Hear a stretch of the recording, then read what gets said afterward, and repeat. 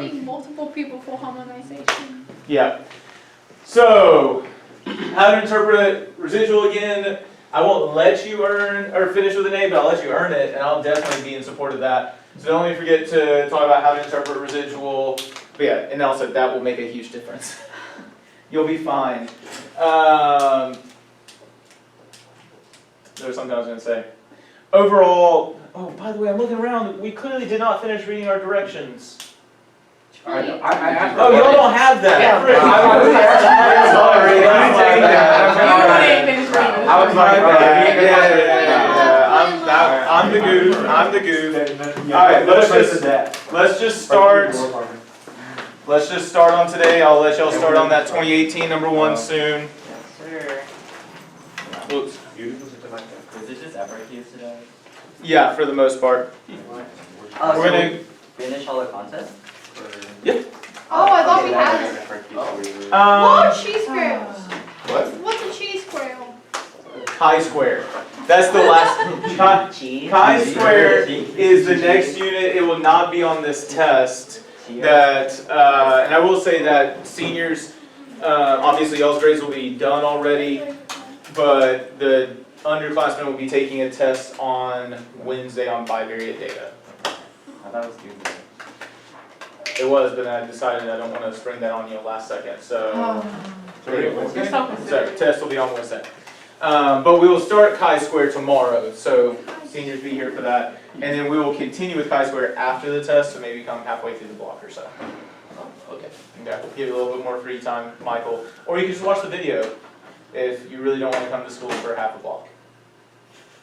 I just feel like that's a Michael vibe. Alright, anyway, moving on. I'm still here, you guys. I showed up. You did? I'm actually very proud of you. Yes, thank you. Hey, where does it go? We lost one. She went to the bathroom. Alright, so here we go. Addressing your questions, interpreting a residual, which I believe there was a residual question on the mock exam, was there There not? was also Yeah, there was. a key square question. Is it key? Kai. Chi square. We will get to that soon though. Alright, so go ahead and start on number 2018, number 1. I want you to work through this one. We will get to that question, Nate, a little bit later. So. On this sheet of paper or? This, yeah, do it on that sheet of paper, the 2018 number 1, on that sheet of paper. I'm going to give you all 8 minutes. My eyes like switching my hands. Okay.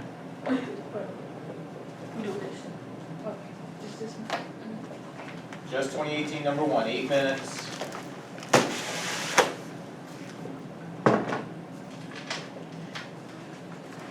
For interpret, does it mean like the slope and the intercept or just the intercept? What does it say? Inter Just says intercept. okay.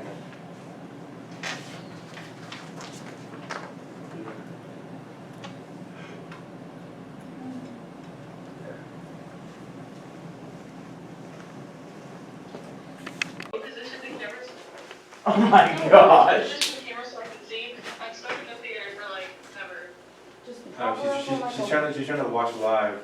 Oh, okay, I guess it's not good enough. Alright, so identify and interpret in context the estimate of the intercept for the least squares regression line. Sanaya, any idea what the intercept is? Okay, wait, can I just say something? You heard, sure. This is not the right question to ask me because I had to ask Ms. Kowalski, she go out me through it. So I don't know. I didn't understand it last week, and I asked questions, I didn't understand it. Okay, let's start here then. Yes, you go walk me through it. Cause No, I'm not walking you through it. I'm going to ask you a different question first. Okay, so what is our model? Like, what are we trying to do? Determine, like, interpret a scatter plot? No. What's our model? Like, what's the whole point of this scatter plot up here? Oh, the manager of a grocery store selecting random sample of customers to investigate the relationship between them and customers. You're and just check on them. reading off. No, Yeah, like, that's what what does that's it saying. mean? You trying to see the relationship between the numbers and customers and check on them versus the time to check on them? There you go. That's I was gonna read that and it's. But like, you were just reading the whole thing instead of like actually thinking about what it is. So let me ask you this. When we talk about a regression model, what's the general format? Y hat. Equals mx plus. No, A plus B. You can do mx plus b, but traditionally in statistics we do a plus bx. So what is this y here, Sanai? What are we predicting?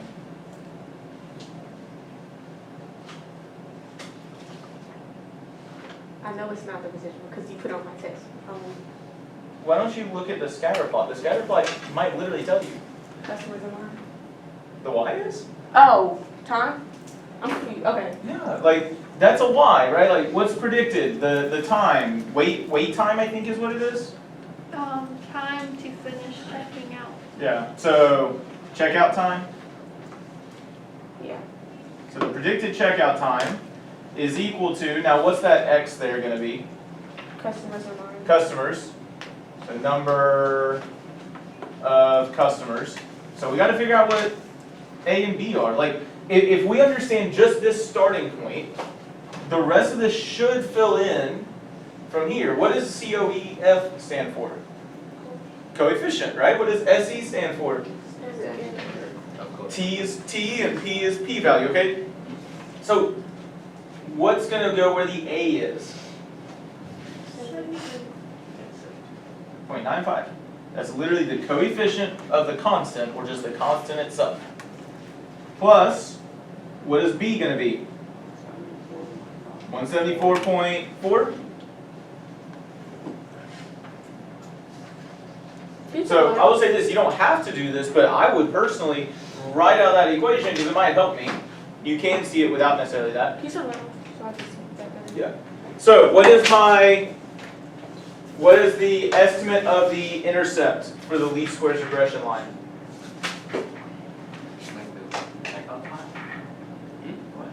Identify and interpret in context the estimate of the intercept for the least squares regression line. 72.95, right? There's my y-intercept. What is the b again? That's my slope, okay? I should do that. And so, my y-intercept is 0, 72.95.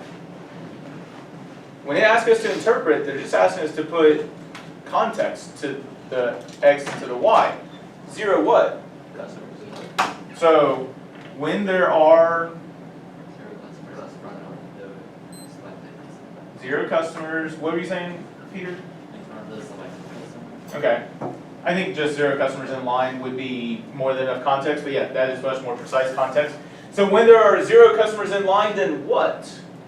Time reaches 72.95 expected. So remember, the whole point is that this is x and y hat. So we need expected or predicted. So when there are 0 customers in line, it is predicted to take what? 72.95 seconds. Seconds to complete what? Checkout. So we got to know our context. That's all it is. We're pulling that context directly from the problem and putting the context to those numbers. The same thing is true with our slope as well, right? So remember, it asked about slope, which I think the mock exam did, and asking about slope is much more common on the AP exam. You just have to remember it's to 1, so there's my change in y hat, and there's my change in x. But same exact idea, okay? All right. Any questions on part A there? Okay.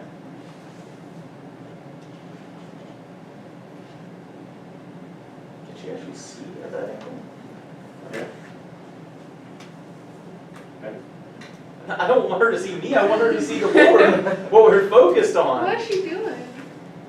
Choir, she's All right. a choir concert. Yeah, I think I'm good for that. Okay, that's it. All right, identify and interpret in context the coefficient of determination. That's r squared. So what is r squared? 73.334%. And I would say I typically would report that as a 0.7333. Just when I interpret it, I would put it as a percent, but that's totally fine.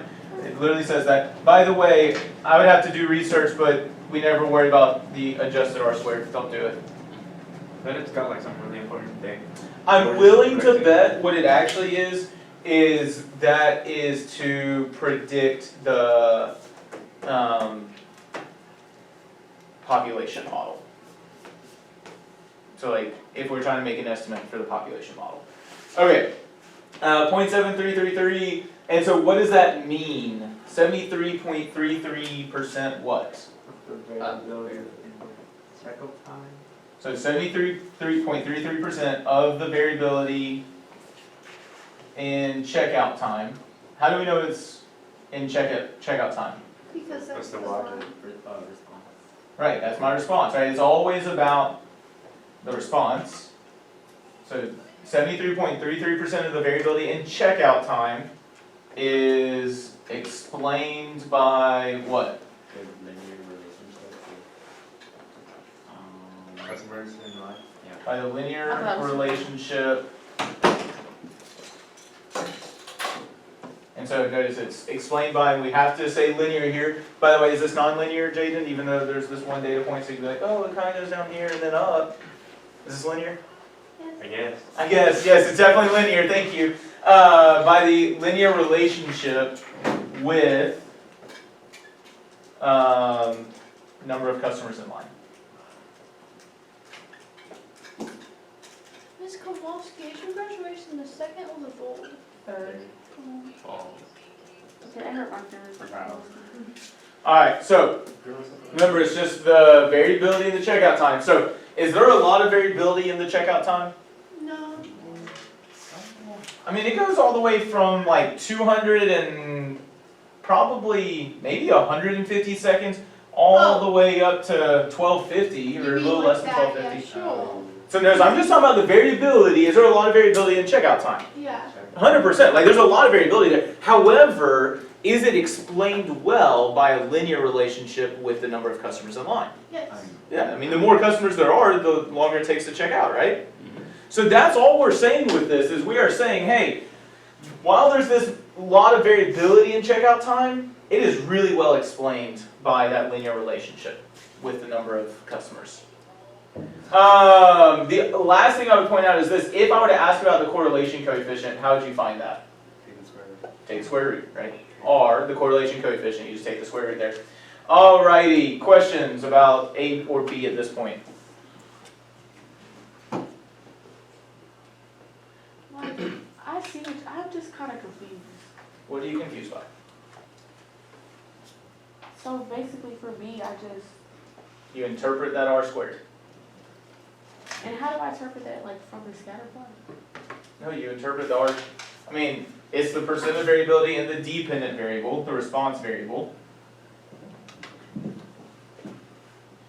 That is explained by the independent or explanatory variable. And I would point out, if you go back to, I believe it was 3.3, 3.4, we had a whole set of notes just on interpreting coefficient determination. Have you gone back and looked at those notes at all? Okay, you should probably do that. I think I said that was you. Okay, when you miss a day, I Yeah. make sure, like I'm not always consistent on it with Algebra 2, but I guarantee you with AP Stats, I upload that video that day. Because if you miss a day in an AP class on a block, that's a rough time. You cannot miss a day. Completely. Alright, C. And also, when you come in during advisory, ask questions so I can help you there. Right? C, one of the data points was determined to be an outlier. Circle the point on the scatter plot and explain why the point might be an outlier. Which data point are we talking about? The one on the bottom. The one on the low at the bottom? Yeah. Why might we consider that an outlier? It's like so far. It is vertically far away from what is predicted. That is I it. got that right. I erased That- it. I got that right. Well, don't erase it. Alright, That is vertically far away from what is predicted.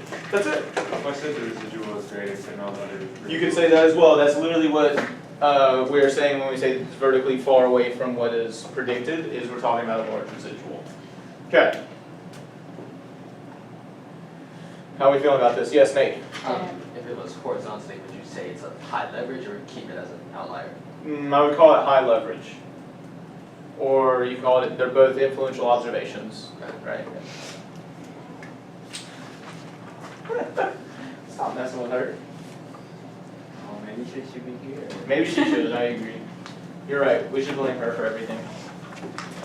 So, This one is going to take a little bit more time, but I think that it is worth it. We're going to break this one into pieces. And so I'm going to read through the context with you, and then I'm going to give you a certain amount of time for A and B. So grass buffer strips are grassy areas that are planted between bodies of water and agricultural fields. Water fields. These strips are designed to filter out sediment, organic material, nutrients, and chemicals carried in runoff water. The figure below shows a cross-sectional view of a grass buffer strip that has been planted along the side of a stream. A study in Nebraska investigated the use of buffer strips of several widths between 5 feet and 15 feet. The study results indicated a linear relationship between the width of the grass strip, X in feet, and the amount of nitrogen removed from the runoff water, Y, in parts per hundred. The following model was estimated. A, interpret the slope of the regression line in the context of this question. And B, would you be willing to use this model to predict the amount of nitrogen removed for grass buffer strips with widths between 0 feet and 30 feet? Explain why or why not. I'm going to give y'all, let's say, 5 minutes to complete those 2 parts, max. And if y'all want to continue to other questions I'm going to assign tonight, then you can do that. Don't do the rest of this problem.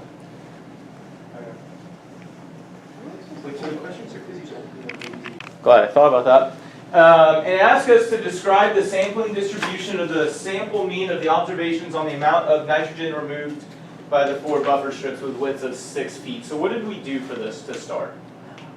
Many samples of 4 6 feet buffer strip. Okay. So over many samples of 6 foot wide buffer strips at 4 locations. With 4 locations, then what? The mean of the sampling distribution of the sample mean is expected to be 55.4 pph of nitrogen removed from runoff. How'd you get that 55.4? I don't see that number anywhere. The regression line, because it's assumed to be the true regression line. So we need to, yeah, and so I want to point out, I need us to recognize, like, this, my gut instinct initially, before I read closely, would have been, hey, I just need to look at slope or something like that, but the language tells us sampling distribution of a sample mean. So what are we looking at? We're looking for the center of sample means. We're looking for the standard deviation of sample means. Now, if you remember, the formula sheets have those formulas for means and for proportions, and even down at the bottom for slopes. Those are for sampling distributions. All of inferential statistics is based on sampling distributions. So if it was asking about slope, we could just go to that and put that, but it is just mean of sample means. So what is the mean of the sample means? Well, we want really to look at what, Y, right? The amount of nitrogen removed. Well, here's the amount of nitrogen removed, or what's predicted, right? So I just substitute 6 in there. So 33.8 plus 3.6 times 6 gives us what mean of those sample means? 55.4, is that you said? Parts per 100. So how would I find the standard deviation of those sample means, though? So, divided by square root. Right, so notice they give us the standard deviation right there.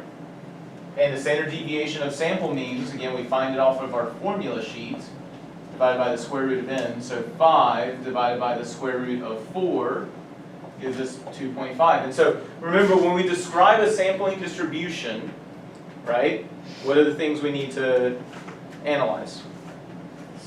Center, spread, shape, and usually there's not going to be any unusual aspects when we do a sampling distribution, right? It's not a distribution of a sample or population distribution. So we already have that. Just put that in context. What would be the shape of this distribution? Can I use the central limit theorem? It tells you that. Yeah, it doesn't give us a, It tells you that it's normal. It tells us the population is normally distributed, right? So what's the sampling distribution going to be? Approximately normal or normally distributed, right? So that's all we have to recognize. All right, using your result from part C, show how to construct an interval that has a probability of 0.95 containing the sample mean. So how do we calculate a confidence interval? Statistic plus or minus critical value times standard error. Okay, so what's my statistic? Let me get my specific formula. X bar plus or minus. Show up in order. Oh, she's alive. Sorry. Why Z star for this one? Why not T? To give you the indication. It's a mean. So it is a mean. I will agree with that being a mean. I personally would probably use a T. I would say this. I would use a T. However, we are assuming this is the true regression line with this standard deviation. So is that a parameter or a statistic? Parameter. If that's the true regression line, this is a parameter. So could you use Z here? Yeah. Yes. That's what we want to recognize. So you could do this with degrees of freedom of 3 with a T, but because it is a true regression line, that's a parameter, so you can use Z in this case. So I agree with that. Yeah. I'm Yeah. gonna teach Eagle.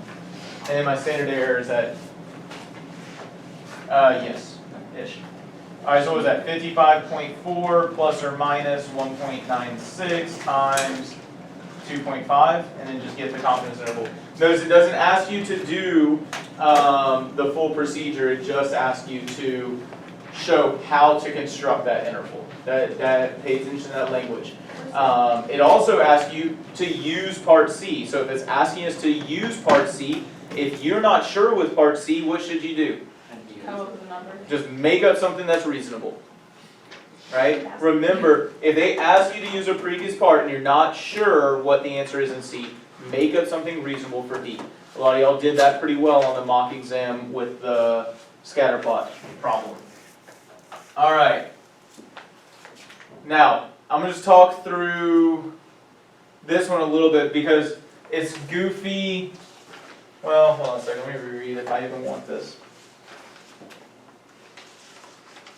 They haven't done anything like this ever again, so I'm going to skip that part. You can do it if you want. Jaden, Peter, if you want to think through it, but you're good. Are we gonna Just- go over the like mock that. exam?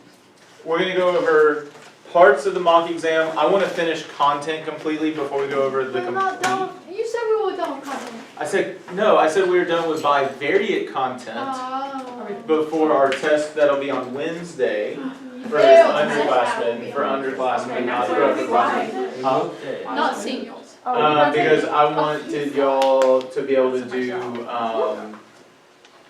a progress check and have y'all do a couple AP free response on your own before the test. Are we gonna do? We'll review it a little bit tomorrow, so maybe 20 to 30 minutes going over those things. Are we gonna review the FRQ or the MCQ? Yes, Which one? Like, what? we will eventually go over both. Oh, okay. Yes, but like, which one are we doing now?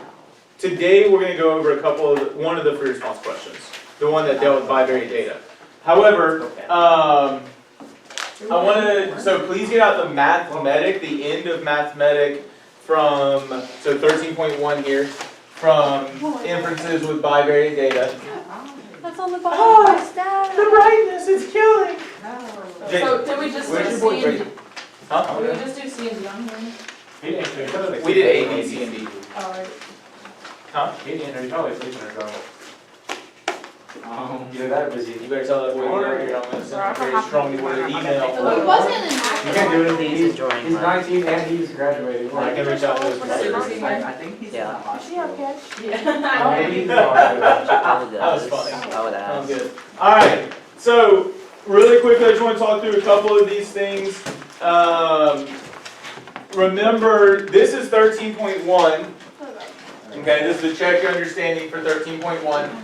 When they say right here, what is the estimate for alpha? Why do you keep on going? Huh? I didn't throw it. Oh, that's for Just a why. text. I didn't get I why. don't know why. This is the check your Yeah, understanding. wouldn't it be the I was constant? just so mad that she said. Say again. Isn't that just the constant? That is just the constant. Remember, alpha, so like if we're talking about the parameter, alpha is just our estimator for A. Or A is our estimator for alpha. And what is our estimator for B? Can I get a new binder, please? Because I'm gonna cry for real. I'm right behind you. Like, literally, I've had I literally several. took my backpack out Okay, on the floor. Just so A is an estimator for alpha, B is an estimator for beta, and so I would highly recommend you do these two problems tonight to practice the estimate for alpha and interpreting it. But we really didn't get a ton of time to talk about C. Does anyone remember what the standard deviation of the residuals is? I forgot. Oh, where it is up here.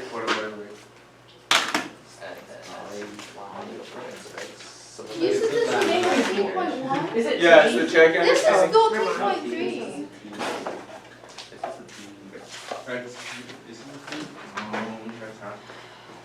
No, this is definitely 13.1. I'm looking at it.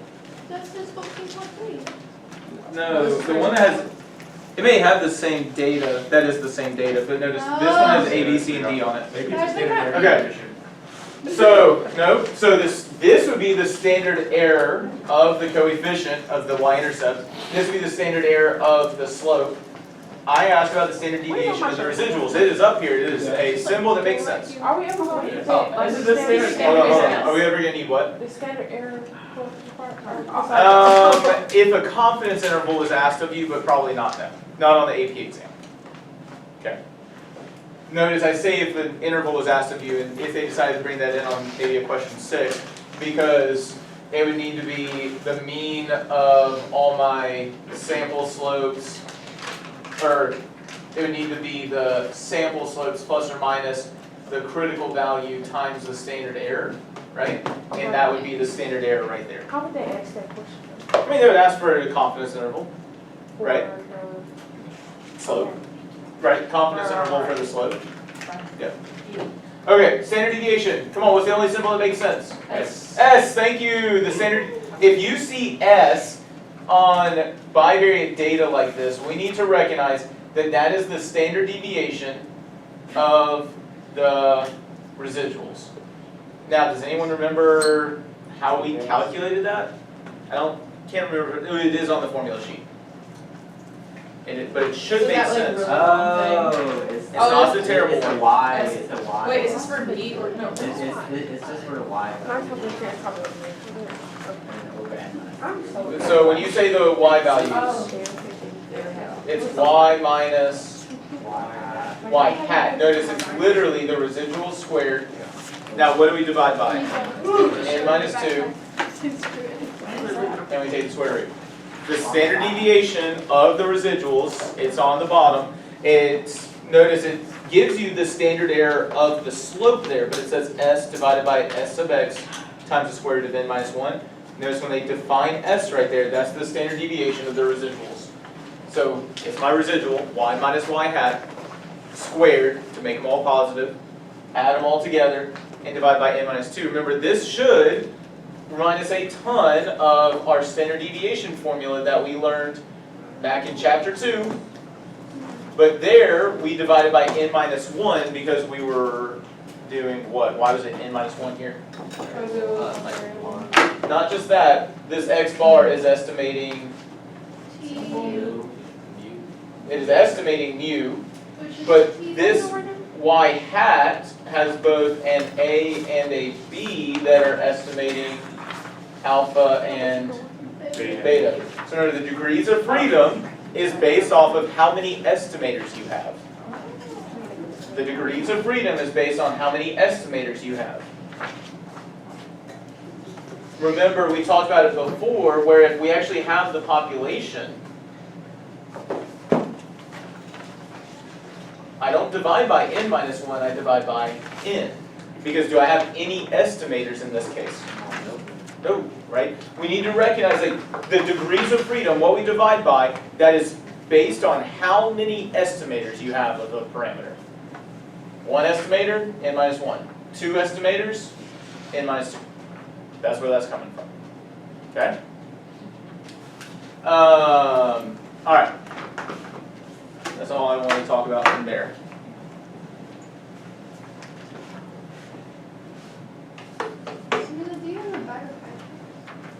No, there's no Okay. language.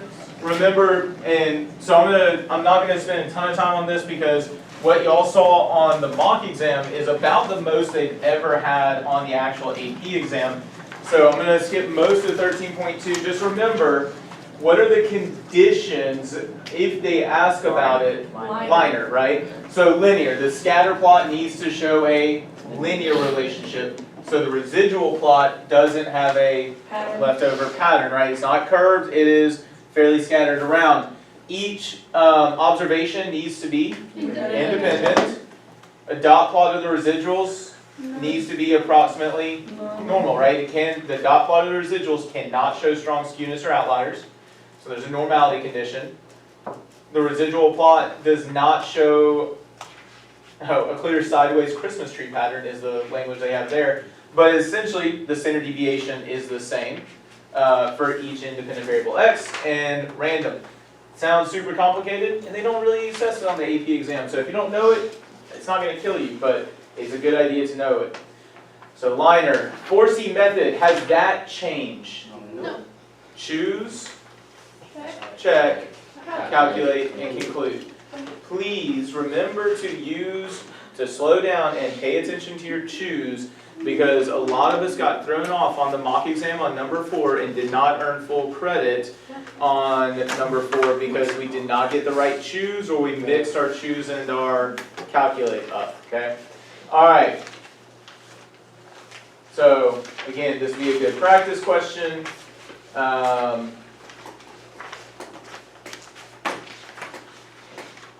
Is that what you were just talking about, the B star? Say again? Right there? What? Never mind, What's your question? never mind. Okay. Just remember also, again, degrees of freedom. Like when we do slope, we always have to use Z or T. When we do inference procedures, we use T with slope. Notice we only use Z really when we deal with proportions. Wow. We only really use Z Oh. for inferences when we have proportions. Or parameters. Or sampling distributions when we have a population standard deviation, but we very rarely have a population standard deviation. But the degrees of freedom for slope is n minus 2. Again, that's the idea of like we're doing 2 estimators there. All right. Yeah, I would highly recommend doing that one, just getting an experience with it. But then we can do hypothesis testing as well. Has not changed. That same 4C method of inference. And I would practice doing this one as well. So remember, if they ask you for, and this is the key language because some of us keep asking about this, if it says construct and interpret a confidence interval, what you gonna do? 4C. A confidence interval with the 4C method of inference. And remember, it is slightly different what the choose entails, but it's not completely different. You identify your procedure, you identify your confidence level, and you define your parameter. That's it for a confidence interval. You check your conditions, general formula, specific formula, and substitute everything in, and then conclusion. That has not changed. When it comes to a hypothesis test, you choose your procedure. This would be a t-test for slope. You define your parameter, you identify your hypotheses, which a few of us are killing me on the hypotheses. First things first, a null hypothesis is a statement of equality. And this would never, so this is a procedure of slope, this would never be accurate. Does anyone know what is wrong with these hypotheses? That's the statistic. Inferential procedures, confidence intervals, hypothesis tests are always about a, Parameter. not necessarily a mean, but a parameter. It can be a population mean, it can be a population standard deviation, which we never do that in AP statistics, but it could be a population standard deviation. It could be about a population slope. It could be about a population proportion, but this would need to be what instead of B? Beta. Beta. But what if your handwriting's bad and they can't tell? Make it clear. If you have capital Erase it B's and on the redo it. obvious. Say again. If you have capital B's on the obvious, Yeah, that's it's a a- big problem. It's a beta. That should not look anything like a lowercase b. Okay, it's got to be about that. Significance level and statistic. Check again that your conditions. Calculate. Oh man, general formula, specific formula, substitute stuff in, and because we said it's a test, it's t equals, right? The whole idea of choosing your procedure from the beginning, that tells you on your formula sheet what to look at. Are you looking at an interval? Or are you looking at a standardized test statistic? And then remember, I highly recommend anytime you're working with a normal distribution like you do with test, draw a normal curve out, plot your t-score out. It helps provide evidence. It covers a lot of things in one simple fell swoop, as Sprig goes, because they did not do that What on about? 6A, I think, and I was like, I never do that. I mean, the way you did it is fine. It's just not my preferred method. I don't like drawing the normal cold. Okay, so let's look at number 5 from your mock exam. This will be the last thing we do is review today before we do a little bit with chi-square distributions. Chi-square. Dude, I have to Or look the up. chi-square, like chia seeds. Okay. Well, I got I understand, huh? it's phonetically. Oh, yeah. It's just, it's Greek. I should say that. Am I Greek? I don't think so. Yeah, but we use Greek, Actually, maybe. We use Greek all the time. Wait, 5 MCQ or 5 FRQ? FRQ. Oh, The one that Jaden claimed is non-linear. From the. oh, this is the one I'm looking at. From the mock, yes. Oh, I was Here. Number 5, from the mock, It looks like a sickle. Wow. Jaden. I mean, just like draw If the it looks slope. close to normal, or close to linear, It's probably linear. linear. It's approximately Sickles. I don't Like think this. so. Like very- Yeah. Yeah, I got all I've seen these. one, Right. maybe 2 Like- questions on the AP exam that has not been linear on first. Oh, never mind, I didn't get I all don't these. Alright, Jaden. Like, no, Jaden, you're wrong. You just draw your thing strangely. What page is that? Jaden. What the heck is that? It's on the mock. Oh, the mom. This is the mock, oh. Okay. number 5 on the mock. I'm so sorry. Okay, That's so- the key value. Guys, describe the relationship between chest circumference and weight of male tool elk in, I don't know what I said, oak, in context. So, what do we need to say here for an E? Strong, positive. There is a strong, that is definitely strong, like, when I draw a line, are those data points pretty tightly compacted around that line? Yeah, so there's a strong, Positive. positive, Linear. linear, Relationship. relationship between Chest. Chest. And weight of the male I thought she said tool that. elk. Jaden, let me see weight a lot. Is it tool elk or Is tool elk? Jaden a male Who tool knows? elk? He looks like one. between the chest circumference. That's crazy. My bunny's I mean, pregnant. yeah, you didn't have to draw the line. Oh, The one that we just got. I thought she was I just was fat. pregnant. I thought she was just fat, but she was pregnant. Maybe let Samson. It's silver. So, May 9th. focusing on this statistics, Oh, was it before or was it Facebook? okay, right here. Remember, direction, form, and strength. Like those are the 3 major things.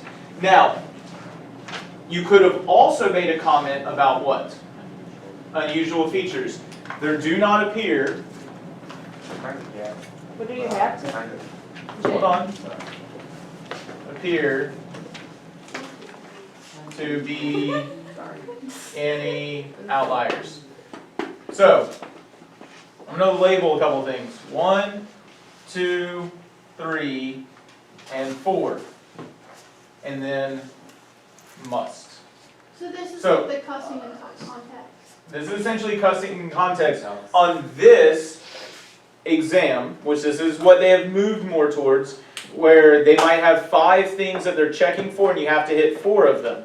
So someone got one of these pieces wrong, I don't remember who it was. However, they made a comment on the outliers, so they were able to still get an E here because, I think, yeah, because you said it was moderately strong. And it definitely should have been strong, but they still got positive, linear, and there do not appear to be any outliers, and they got the context, so they got an E, right? So what would moderately strong look like? It would have to be much more scattered, like, Bless you. if it's tightly compacted to that, that's gonna be strong.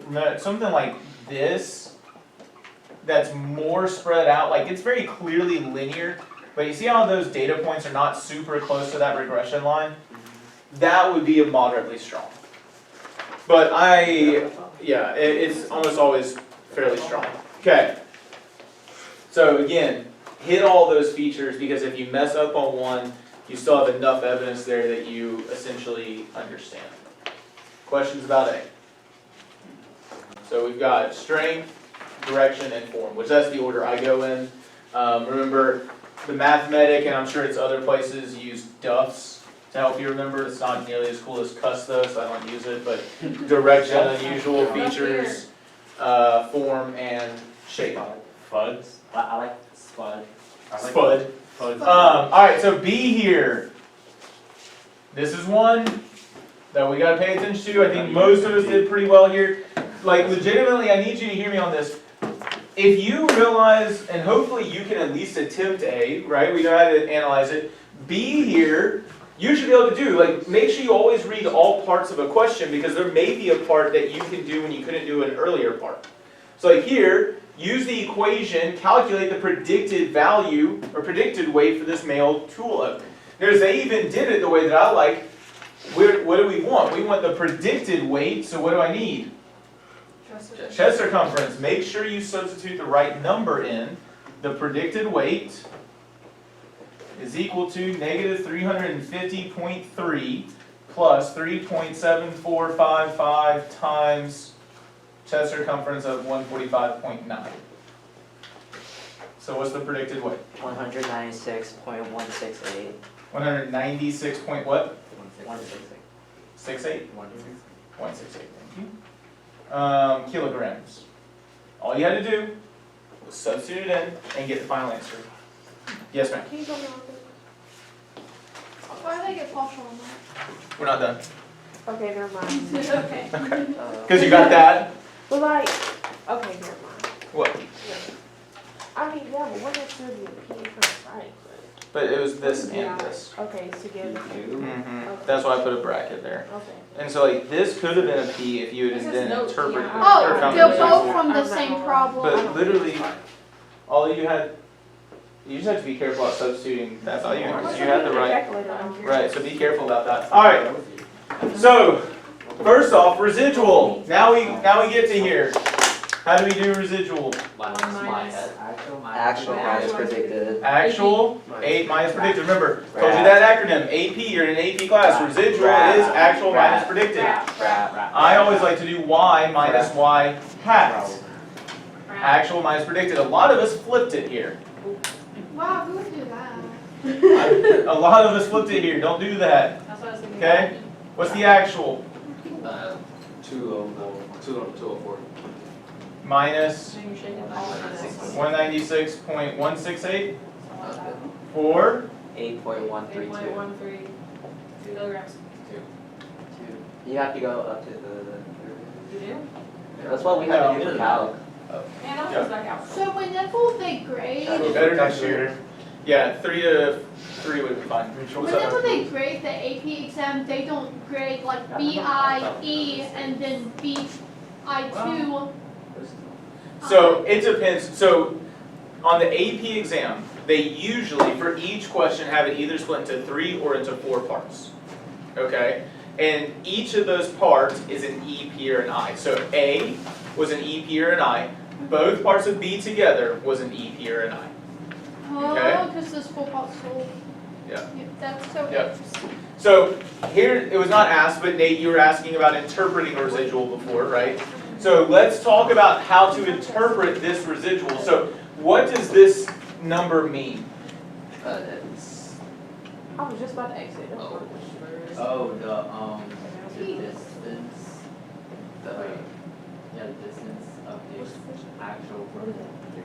So the distance of the actual from the predicted. So the actual weight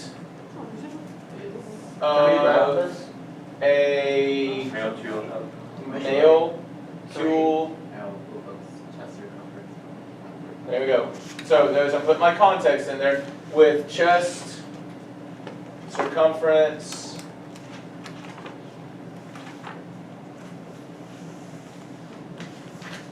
of 145.9 centimeters. Right Just for context. I know, but Nate was asking how do we interpret it earlier, and also it's good to talk about it here in case they ask this in the future. You're right. It does not ask for this here, so we didn't have to do this. But, so notice, all I've done up to this point is context, right? So the actual weight of a male tool elk, why do I keep saying oak? With chest circumference of 145.9 centimeters is 8.132 kilograms 8.132 kilograms of the predicted. above what is predicted. So it's just how the actual compares to what is predicted. And without even looking at the actual values, because it's very obvious that the actual is above what is predicted, how do we know based on this residual I've that been it's writing above? on it. Because it's not. It's positive. Yes, Writing on Lana, what you got? But then how long? He already graded. Can I write on this? Oh, we can't write on Yes, you can. Oh. You just can't keep it. I gotta collect it because it's, well, you can keep the free response. You cannot keep the multiple choice, yes. Oh, okay. Yeah, you got it. Oh, the multiple choice? Oh, Oh, yes, we you keep that for you? can keep the FRQ. Actually, I thought you you were would trying to predict FRQ. the word, 20, the word. No, they're trying to protect the multiple choice question. That Right. makes This sense. is your test. That makes FRQ more sense. lead. I bet you can I find it know, online. that's why I was confused as to why, like. Alright. Bruh. Continuing. Well, first, what are your questions? Who is Nana? Yeah. It sounds a little bit realistic. Alright, so no questions about stats, cool. Okay. So here they're asking us to interpret the what? That wasn't me. The slope. Now, I'm gonna skip this one because we already did interpreting slope some today. Actually, I won't skip it, I'm just not gonna walk us through it. So, for each 1 centimeter increase in chest circumference, right, because that's to 1, so that's my change in X, change in Y.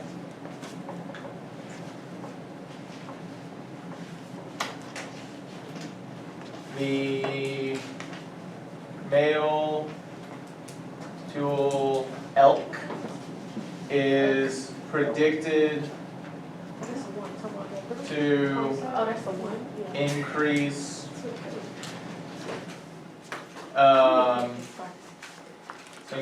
in weight You need glasses is what you need. No, I have to. by I just gave it to her. kilograms, right? So for each 1 centimeter increase in chest circumference, the male tool elk is predicted to increase in weight by that amount. So again, as I noticed, Jay, that's what I was saying. You can say either predicted or say it does this on average. Because a prediction is a type of See, center. that's what I thought. Yeah. But you always said to do that. I know. If you did both, you'd be fine. But that's why I investigated. I was like, this doesn't feel right. I feel like I'm lying. And guess what I was? Alright. But what I want to talk about is part D here. This was something that was a little bit newer. Now, what I want to point out, and a lot of us did this very well, is if you were not sure about D, you needed D1 for D2, right? Could you have made something up here? Yes. Yes. Someone did that very successfully, right? If you had no clue how to determine this p-value, but you had to do something with a significance level and a conclusion here, make up a p-value. But How do we determine that p-value? that's a great question. Okay, so first off, we've got a test statistic of 3.408. Boop. What's my mean gonna be? That's a standardized test statistic, so the mean is 0, standard deviation is 3. I don't even know how I got this. Now, we have 3.408, and it needs to be more extreme, right? Now, I'm going to come back to this in a second, because this is not complete. What's your question, Lana? You sure? Like, all I did was I graphed my test statistic. Right. That's it. I need to find that p-value, though, that area. Okay, so what do I need to do to find that area? Pick up a calculator. Okay, try to go into inverse if you want. Now, we need to remember its slope, so when I go to my calculator, what do I need to go to? Probability? T. The statistics? So we need t. We need to recognize, why are we using t this time instead of z? Me? Oh, I know what I did. I used Z instead of T and I got 0.000. So that'll do it. I have no idea what I did. So we need to recognize that I need T, because we're not dealing with proportions, do I need TCDF or inverse T? I heard, and I just want to point out, I heard someone say inverse earlier, and I need to point out, if you click inverse, it's asking for an area. Do we have the area? No, so like, it's fine to say that, go there and look at it, be like, I don't have that. I got that. So, distributions, TCDF, what's the lower bound? 3.408. 3.408, what's the upper bound? 100. Infinity. But notice it asks for degrees of freedom. Well, how many tool elk did we look at? 30. There were 30 tool, Oh, yeah. 30 tool elk. Oh, So what's my degrees of freedom? 28. That's why I keep bringing that up. Degrees of freedom with slope is just Because it's minus n minus 2. Oh. Ah, there's my p-value. No. Oh, it's not my No, p-value? you gotta multiply by 2. Remember, this is the final detail in this. Be careful. What is my alternative hypothesis here? Is this not equal? It's not equal to. Remember, when it's a not equal to, it's not just that or above, it's the same on the other side or below. So you actually have to take that one area, and double it. so the p-value Next person. is equal to 2 times 0.001 or 0.002. It does not matter if you don't get that detail a ton. That was less than half a point on this overall test, okay? It's helpful though, but again, if you didn't know how to get that p-value, just write out p-value equals whatever. That's great, because you can use that in the next piece. I actually wasn't that far from the actual one. That's good. Okay, but again, it's just like you've always done. It's just find your test statistic, find the probability at or more extreme. Just remember, when it's not equal to, it's two-tailed, so you have to double that one area. So wouldn't you say something like, out of like, just like, not reasonable? What do you mean? When you make up the number, does that matter? Make up something that's reasonable, but as long as, so like, here's the thing, like at a t-value of 3 point something, should we have a high probability? No, like that or more extreme is very low. Because we know, for the most part, it's 3 in either direction. So it should be pretty low. But just make something that's close to the alpha of 0.05 and make a conclusion off of that. 0.1, 0.01, something close to 0.05. Now, because this p-value is less than alpha, what conclusion should we draw? Oh. So, I like reject biologists. the null hypothesis. Thanks. No, We'll just say that for now. So, okay. there is, what? Convincing evidence. Evidence. Remember, as a part of this, you need to compare your p-value to alpha. Let me say this again, and I know that Mathematic had us interpreting p-values early on. On free response from this point forward, I would never interpret the p-value, I would just compare my p to alpha. That's what they have checked every single time on the free response. Interpreting has shown up on multiple choice, so it's been good practice. But here, there is convincing evidence. My p-value equal to 0.002 or whatever you had is less than alpha equal to 0.05. Notice that's my convincing evidence. My p-value is so low that I don't believe the null could be true. That's the idea. That is so unlikely to happen by chance alone. What I think is not true, I don't think the null is true. There is convincing evidence that the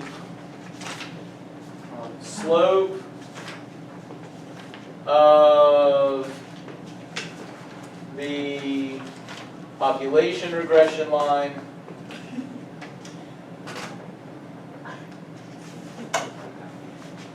is not 4.5. Which I think that the context of that was, yeah, the 4.5 kilograms per centimeter for the male sandbars. But we need to again recognize, like, this was just an inference procedure. That was it. Okay? Alright. We only have 5 minutes left, so here's what I'm gonna do is I'm gonna do a quick little preview. No, it's not good. I ain't wasting 5 minutes. Oh, Do this for me, go ahead and do this before I forget. Pull your free response out, and so that you can hand me the multiple choice, and you can keep your free response questions. Are we gonna go for the multiple choice? Yes, just not today. Again, I want to finish chi-square before we go over the multiple choice. I like that one. Okay?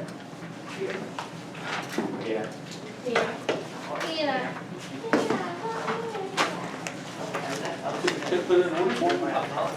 Oh my gosh. He tried to mess it up.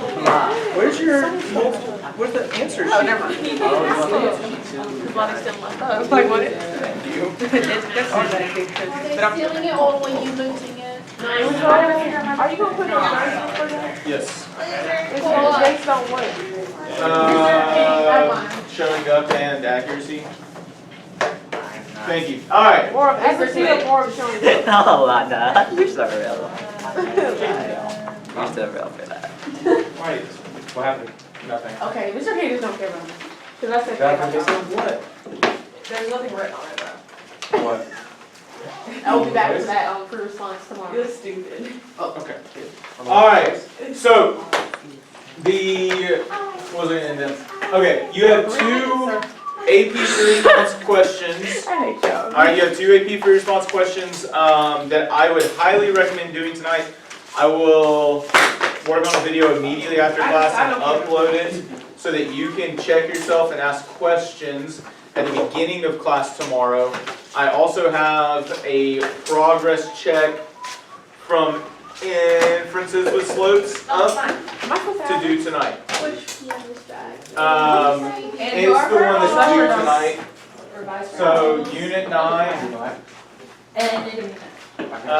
K, am I supposed to have what's on the board right now? your nose is very bold. No. Okay. What was that the? At least I know So what I have. progress check A is due tonight to help you prepare for a test on Friday. Or just if you want to say, hey, Mr. Kenny, I'm putting in effort to bring up my grade before senior grades are due, then you might want to do that, or any others that we are missing.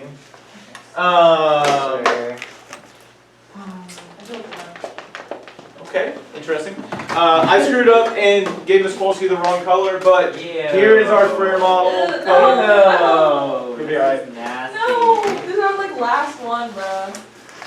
I screwed up. You'll Why be do you alright. guys hate colors? I like it. This is Okay. not Fit. It's more calm to You the guys are eyes. hateful. I do, don't get me wrong, I like the highlighter, but I like to see. Absolute last packet. Yeah. no, I'm already It's bittersweet. Yes, you need to learn this. This ain't good. Freaking Do you want bad. to earn college credit? Yeah, that's what I thought. You kinda hate you. Where's my package? You don't deserve one. What the heck? Let's let. Okay, Oh, this is very big. Goodbye. alright. So, 1 minute. 2, yeah, Michael's gone, he just leaves. AP free response questions to prepare for your test. Unit 9 progress check A to prepare for your test. If you have not done the Unit 2 progress checks, you should definitely do those. All of them? What? There's two. Yeah, there's like a couple more, There's but eight. then I had to have there's it. some How many assigned. There were 2 Unit 2 ones. Okay, I did both of them. Okay, last detail is this. There is a probability review multiple choice on AP Classroom. There's actually 2 of them. One is due Wednesday, one is due Friday. Once again, seniors, if you want to earn that higher grade, those review multiple choice questions might be a good way to earn some bonus points. Ish, What about, bonus. can you offer us bonus? No, because you still have 3 weeks left. What's the Also, word? you What's have it doing an after the exam? Yeah. Oh, yeah. Probably like project. Oh, I want higher project. I just want to study. Study for Let's do what? the For project. Lane? What do you make on the list? Yeah, I want to, another idea that I want to see. Since I was With telling Bivariate her Data. questions. Yeah. So I guess she failed it. Let me end this broken. How I turn I it off made again? an 80. Right here.